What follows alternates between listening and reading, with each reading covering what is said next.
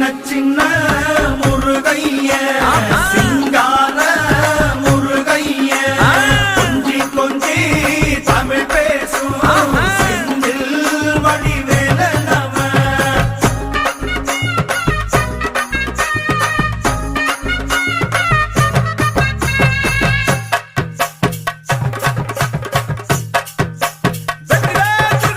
நெற்றிக்கண்ணில் பிறந்தவனே உன்னை